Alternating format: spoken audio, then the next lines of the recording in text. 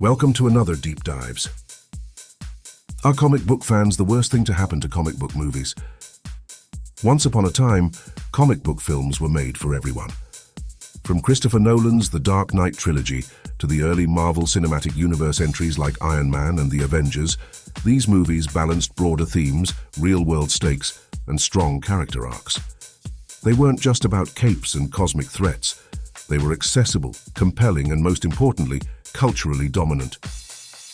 But something has shifted, and many would argue it isn't the studios that changed, it's the fans. This deep dive explores whether comic book fans themselves are becoming the biggest obstacle to the genre's success.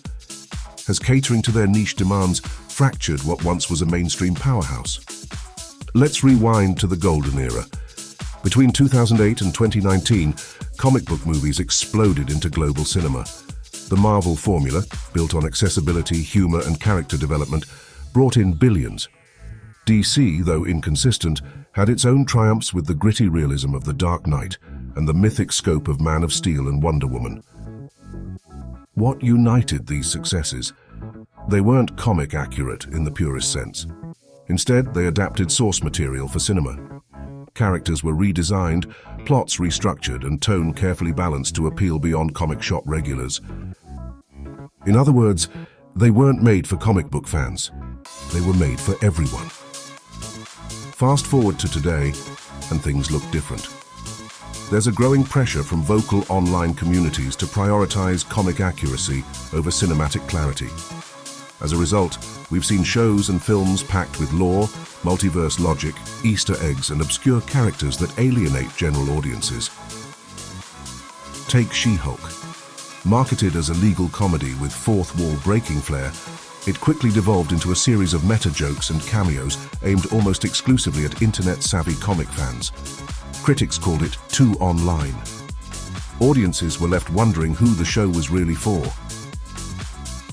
Or look at The Flash, 2023. It leaned heavily into fan service, multiverse nostalgia, and deep-cut cameos, but struggled at the box office. The problem? Nostalgia isn't a story, and general viewers don't care about obscure alternate versions of characters they never connected with in the first place.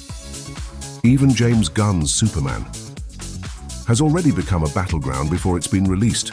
Online factions argue over costume choices, casting, and tone. Many comic book fans have declared, "This one's for us." But that raises a troubling question. If it's not for general audiences anymore, who is it really for? There's an uncomfortable irony here. Comic book fans, long dismissed and overlooked, now have more influence than ever, and that influence may be shrinking the appeal of the genre they love. It's a classic case of the niche consuming the mainstream. Think about the rise of YouTube breakdowns, Reddit leaks, and Twitter fan campaigns. Studios increasingly write for the reaction, not the story.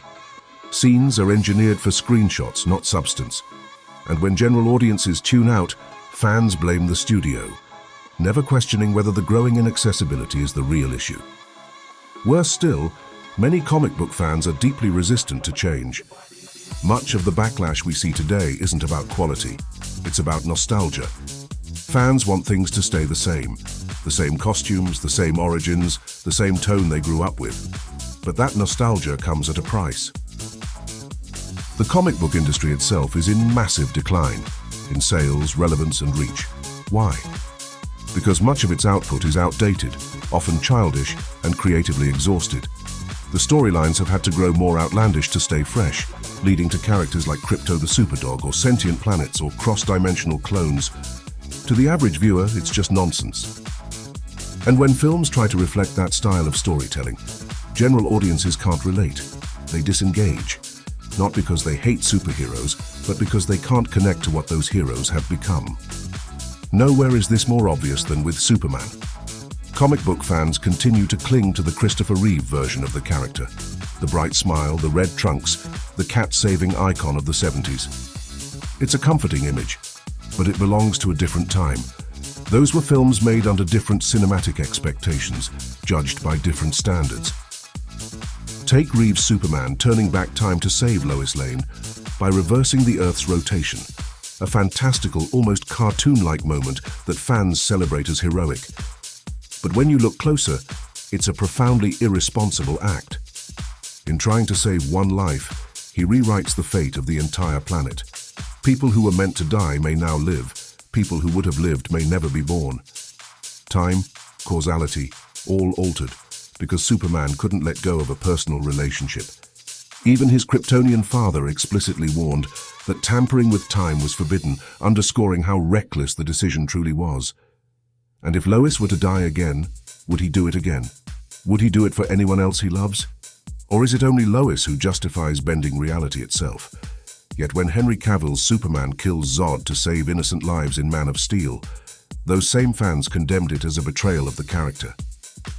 But morally, which is worse, violating physics to undo death, or making an impossible choice to prevent more of it? The truth is, modern portrayals are wrestling with something deeper: complexity. In James Gunn's upcoming Superman film, an early scene reportedly shows Clark stopping an armed conflict, proud of his actions, until Lois challenges him. She asks if stopping a war is as heroic as it seems, and she's right to ask. Because what comes next? Stopping a war through brute intervention may look noble on the surface, but it's a dangerously simplistic and childish view of modern conflict. What if the parties involved refuse to stop fighting? Does Superman increase the level of force he uses? If so, where does that escalation end? If he disables a tank, could he kill the crew inside? Does he target one side or both? And if he does choose a side, does he become a symbol of American-style interventionism, inadvertently destabilizing fragile international relations? Wars are not playground fights.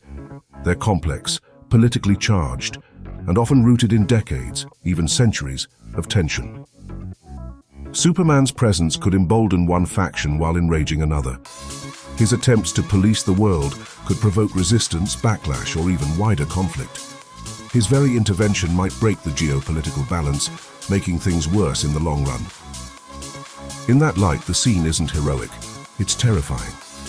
It exposes just how unprepared we are to deal with the fantasy of a god among men trying to navigate real-world moral chaos.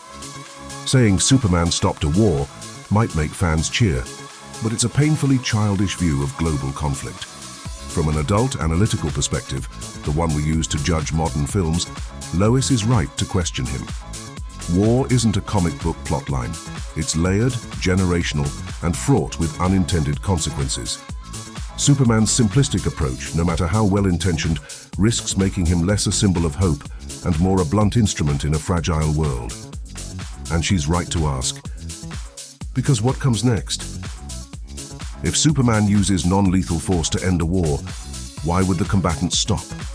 Knowing he won't kill or seriously harm them, where is the deterrent?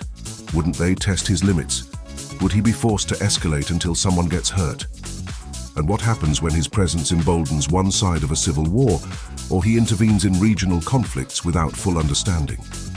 At what point does he become a global actor rather than a hero? A destabilizing force shaped more by his own judgment than any international consensus. These aren't just hypotheticals. They're the unavoidable consequences of immense power. Yet many fans resist this shift. They want the image of Superman as infallible, pure, and apolitical. They want him to save cats from trees, not weigh the ethics of foreign intervention. And in doing so, they ignore one of the most powerful ways these stories can grow: by holding a mirror to our world, not escaping it. The fantasy has value, but so does the challenge. This doesn't mean comic book fans are to blame for every failure, but their demands often conflict with what makes a great film: simplicity, emotion, and universality. Because most people don't care if Superman has red trunks. They care whether they feel something when he saves the day. So, are comic book fans ruining comic book movies? Maybe not intentionally, but by demanding purity over adaptation and lore over storytelling, they may be pushing the genre into a niche it worked so hard to escape. The best comic book movies didn't just follow the source, they transcended it. And if the genre is to survive, it might need to stop looking to the comic shop and start looking back to the cinema. This is Deep Dives. Like, subscribe and stay curious, because the next story might just rewrite the script again.